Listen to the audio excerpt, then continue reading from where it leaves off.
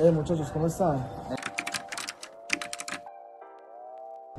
¿Saben qué? Yo con esa clase de sociales quedé todo impactado. ¿Por qué? ¿Por qué? Porque Contame. ustedes saben que nos pusieron a hacer una historia sobre la violencia. Y yo siempre pensaba que la violencia era las FARC, la ELN, los grupos armados, pero hay ciertas modalidades de violencia que son mucho más tenues y que nosotros no notamos, ¿sabían? Sí, son como todas disfrazadas, ¿no? Sí, Yo no sabía. de hecho, ¿no sabías? De hecho, justo lo estoy leyendo aquí en este artículo. Dice que si bien las grandes masacres, los atentados terroristas o los magnicidios fueron los hechos más visibles durante la investigación del GMH, que es una institución, distaron de ser los más frecuentes y los más letales contra la población civil. Los asesinatos selectivos, las desapariciones forzadas, los secuestros y las masacres pequeñas son los hechos que han prevalecido en la violencia del conflicto armado. ¿Sí se dan cuenta? Estas modalidades configuran una violencia de alta frecuencia y baja intensidad. Y hacen parte de las estrategias de invisibilización, ocultamiento o silenciamiento empleadas por los actores armados. De hecho, fueron precisamente estas modalidades que poco trascendieron en el plano nacional, pero que tuvieron un alto impacto en el ámbito local, las que invadieron de manera duradera las cotidianidades de las víctimas. O sea, esos pequeños atentados, asesinatos que dañaban la vida de las poblaciones, pero no se reportaban en las noticias. No, Impresionante. ¿Falsos positivos o qué? Yo considero que tiene que ver con eso, cosas escondidas que no se mostraban, pero que terminaron afectando a la población y fomentando la violencia. Otras modalidades de violencia como el secuestro, la tortura, la desaparición forzada, el desplazamiento forzado, la violencia sexual, las miras antipersonal y el reclutamiento ilícito son documentadas con distintas fuentes que se hacen explícitas en cada caso particular y que se ajustan a sus propios periodos de cobertura. Uy, no. Mano real, mano, me parece es que impactante. es como si los medios de comunicación manipularan todo, mano. Sí, no que nos manipularan, sino que no visibilizan esas clases de cosas pequeñas que no se ven tan cotidianamente, pero que terminan afectando la vida de muchas Es personas. como si la balanza solo estuviera tirando para un lado, porque exageran muchas cosas y las otras simplemente las ocultan. Sí. ¿Qué más dice? ¿Qué Ok. más dice? Por aquí dice que los asesinatos han sido selectivos y las muertes menos visibles. Por ejemplo, pues acá dice que los asesinatos selectivos constituyen la modalidad de violencia empleada por los actores armados que más muertos ha provocado en el desarrollo del conflicto. Fuerte, fuerte. Entonces, el número de víctimas de los asesinatos selectivos pudo haber alcanzado, de acuerdo con las proyecciones del GMH, las 150.000 personas. Ah. Pues imagínese, mano. Mano, es Imagínate mucha gente, ese poco bro. de gente. Mucha gente va a dar cuenta la Atanasio 3 veces. Uy, mano. Entonces esto significa que 9 de cada 10 homicidios de civiles en el conflicto armado fueron asesinatos selectivos. Gente que le ponían la mira, los marcaban y ya. Y que nunca Adiós. pudieran hacer nada porque eso no era visible. A ver, los asesinatos selectivos son la expresión de una estrategia criminal que busca enmascarar las dimensiones de las acciones de violencia contra la población civil. Esto se debe a que su carácter de acción individual y su patrón de ataque dificultan la identificación de los perpetradores. O sea, llegan, los ponen en la mira y los matan y literalmente 9 de cada 10 personas que mueren a causa del conflicto armado, es todo planeado, es todo como una gran organización, por decirlo así. Teniendo en cuenta que la información del RUC sobre quiénes son los autores de los hechos victimizantes es muy limitada, 9.8% de los casos, el registro estadístico del GMH permite establecer tendencias en el empleo de esta modalidad y niveles diferenciados de presunta responsabilidad. En este registro se documentan 23.161 asesinatos selectivos entre 1981 y 2012. Pues estas estadísticas realmente indican que la violencia aquí es... Y como dijo el texto, es muy difícil hallar esas estadísticas verdaderas. Es muy probablemente que esto haya sido mucho más y han sido cosas que realmente no hemos podido identificar. Por eso es que es tan importante la memoria histórica. Por eso es que también cosas que representan la memoria histórica, como por ejemplo estos grafitis nuevos que hicieron, lo de las cuchas tenían la razón. Sí. Son cosas que realmente tenemos que tomar como memoria histórica porque pues sí son realmente trascendentes para el país. Por acá pues ya nos dicen por ejemplo que 3.906 correspondientes al 16.8% fueron responsabilidad de las guerrillas.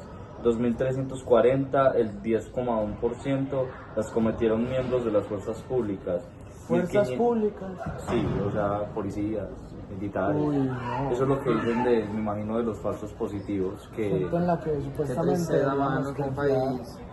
Ya no O podemos sea, confiar ni en los que supuestamente nos protegen. bueno, fue en esa época, probablemente la cosa ya haya cambiado, pero pues son Pero evidencias. igualmente sigue siendo muy fuerte. Pues porque. Pues obviamente hoy en día, además que se ocultan muchas más cosas, pero es muy impactante, La es demasiado verdad, impactante eso. demasiado. El cochitrilen que ¿Qué más dice mano? Bueno, en los casos documentados por el GMH, la relación entre números de acción y números de víctimas revela un promedio de 1,4 víctimas por cada hecho, específicamente en la modalidad de asesinato selectivo, es decir, 23.161 víctimas en 16.346 acciones. Ah, Los es asaltos, doble. sí, es muchas personas. Los asaltos, el sicariato y la retención ejecución pues son los patrones de ataques reiterados en la violencia selectiva. ejemplos de la violencia selectiva, entonces está por ejemplo lo de Jaime Garzón, Sí. la muerte de Jaime Garzón, por ejemplo, que ya Juan David nos va a hablar de eso en este podcast. La efectividad del asesinato selectivo como un tipo de estrategia para incivilizar la violencia entre las comunidades afectadas se ilustra en el siguiente testimonio que contrasta y cuestiona cómo se percibe la acción armada en Segovia.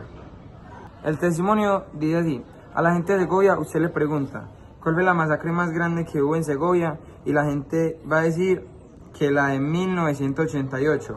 Y lógicamente que no fue esa.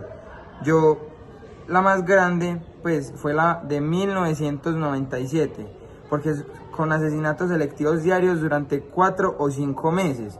O sea, pasaron O sea, asesinatos por demasiado tiempo. 5 meses, imagínense la Y gente diarios, de o sea, pues, Viene si de era- terror, si viene era de al menos- terror. constante. si era al menos un asesinato diario por 4 o 5 meses, son más o menos. Vea, dicen, fueron 120 personas. 3, 4, 5 muertos diarios. Y usted suma más. y le dan 200 y pico de personas asesinadas. Entonces, esa fue la masacre más grande que hubo en Segovia. Y esas Entonces, masacres no son un hecho histórico, no son nada que se reporte, sino que son pequeñas muertes que va ocasionando la milicia o la propia Fuerza Armada que hacen que nos cuestionemos de verdad la seguridad que tenemos. ¿por qué la gente dice que no? Porque como no se vieron de uno de los 200 y pico de muertos, sino que fueron selectivos, la gente dice, es que la peor fue la de 1988. Sí fue masiva y en un solo día. Pero si nos ponemos a pensar, yo siento que es que fue un miedo constante por mucho tiempo, 4 o 5 Hombre, meses. estaban agonizando. Y Pues era uno 4 o escondido en la casa 5, para que no lo 4 o maten, 5 ¿no? días, pues 4 o 5 muertos al día, por 5 meses. O sea, se salía y en cualquier momento lo mataban. Eso es algo muy fuerte, la verdad. Ahorita vamos con nuestro compañero Juan David que va a continuar con este impresionante texto. Muchas gracias, compañero Jacobo. Ahora vean continuar. Aunque ese tipo de violencia tiende a ser subregistrada o a pasar desapercibida en el plano informativo nacional, con excepción de los magnicidios, algunas iniciativas de memoria a las víctimas denuncian estas acciones para hacer visibles los dramas individuales y la magnitud de violencia selectiva. Las víctimas de Trujillo, Valle del Cauca, nombran hoy como masacre, no un evento concreto, sino la violencia sistemática perpetrada por una alianza de narcotraficantes, paramilitares y miembros de la fuerza pública entre 1986 y 1994. Esta alianza cometió asesinatos selectivos, desapariciones forzadas y otros actos de violencia con sevicia de la clandestinidad. Al usar la etiqueta de masacre, los habitantes de Trujillo se ponen a llamar la atención nacional frente a las reales dimensiones de lo sucedido. Eso está impactante. Los asesinatos selectivos no solo fueron una estrategia de incivilización, sino que se integraron a los mecanismos de terror de los actores armados, junto con las huellas de la sevicia y la tortura en los cuerpos expuestos públicamente y con el asesinato de personalidades públicas. Estas prácticas buscaban lograr un efecto de desestabilización política y social, tal y como ocurrió en los magnicidios de los candidatos presidenciales Jaime Pardo Leal el 12 de octubre de 1987, Luis Carlos Galán el 18 de agosto de 1989, Carlos Pizarro el 26 de abril de 1990 y Hernando Jaramillo Osa el 22 de marzo de 1990. O como sucedió con el asesinato del humorista Jaime Garzón el 13 de agosto de 1999, entre otros. Esto fue muy impactante para nuestra nación, debido a que ciertos representantes que nos defendían fueron asesinados vilmente. Y pues puede ser historia y todo, pero no podemos dejar de lado de que ellos fueron humanos que impactaron de manera positiva a nuestra sociedad. En cuanto a los roles de participación social y política de las víctimas, el GMH pudo documentar el asesinato selectivo de 1.227 líderes comunitarios, 1.495 militares políticos, 600 sindicalistas y 74 defensores de derechos humanos. Diversas fuentes han aportado cifras para constatar la magnitud de victimización de sindicalistas en el país.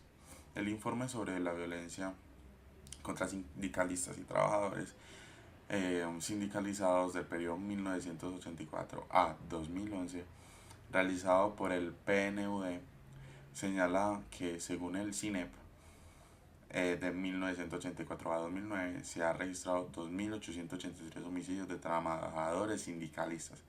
Según la Escuela Nacional Sindical, 2.863 de 1986 a marzo de 2011 también se encuentran 1.287 asesinatos de funcionarios públicos y o autoridades políticas. Entre los militares políticos asesinados, 5 de 10 participaban en partidos o movimientos políticos de izquierda. Entre los movimientos y partidos políticos, la Unión Patriótica registró 503 víctimas de asesinato selectivo, seguida al Partido Liberal con 329, el Partido Comunista 158 y el Partido Conservador con 151, y Esperanza, Paz y Libertad con 110. Eso fue algo súper impactante, muchachos, porque, como le dije anteriormente, puede ser una época histórica, puede ser historia, pero es algo relativamente reciente y es algo que donde quizás no hubieran pasado este tipo de situaciones, asesinatos, nuestro país sería otro. Cuando la lucha entre la guerrilla y los paramilitares por el control del territorio se volvió crucial en la dinámica del conflicto armado. Es decir, durante el periodo comprendido entre 1996 y 2002, los asesinatos selectivos fueron el modo predilecto utilizado por los actores armados para construir sus órdenes autoritarios. Eso fue especialmente cierto en el caso de los paramilitares. La anterior afirmación no implica que las guerrillas hubiesen afianzado sus órdenes sociales y políticos sin recurrir a los asesinatos selectivos, solo indica que recurrieron a ellas en menos ocasiones. Esta modalidad de violencia garantizó la prolongación del terror inaugurado por las grandes masacres. Con ello profundizó sus efectos paralizantes y propagó la percepción de que nadie estaba a salvo. Mención especial merecen 2.304 asesinatos selectivos atribuidos presuntamente a miembros de la fuerza pública. La gravedad de estos casos reside en que constituyen violaciones a los derechos, los cuales ellos son garantes de acuerdo con la Constitución política. Entre los casos se cuentan las ejecuciones extrajudiciales que se integraron en la estrategia criminal de presentar como guerrilleros muertos en combate a civiles, quienes fueron engañados o raptados de su lugar de residencia para luego ser ejecutados en regiones distintas con la intención de que no fueran reclamados y acabar inhumados como NN en los cementerios. Esta derivación perversa de la política de seguridad democrática se sumó a una saga de crímenes que se extendieron a lo largo del conflicto armado para encubrir errores militares o enmascarar acciones intencionales guiadas por el afán de retaliación por un ataque guerrillero o por la convicción en la eficacia de la máxima contrainsurgente de que solo lo aislado a la población civil de la guerra se puede conseguir derrotarla. Cabe añadir que la intensidad de la violencia no fue homogénea en el territorio colombiano, a pesar de que 23.161 homicidios selectivos cometidos entre 1981 y 2012 se registraron en 1950 municipios. El 85% del total de estos actos violentos ocurrió en 3.200 de ellos, lo que supone un alto nivel de afectación en el 30% del territorio nacional. De esos 322 municipios se registraron más de 500 muertes violentas de este tipo, es decir, en solo 46 municipios se produjo uno de cada 3 homicidios selectivos durante el periodo mencionado. Eso es una situación muy triste, debido a que pues puede ser de que a comparación actual, pues comparando pues esa época hasta la actual, ya no hay tantos homicidios selectivos, pero que hay que concientizarnos de que todavía existen esos homicidios selectivos, de que no tenemos quien defienda a esos objetivos los cuales mandan a asesinar.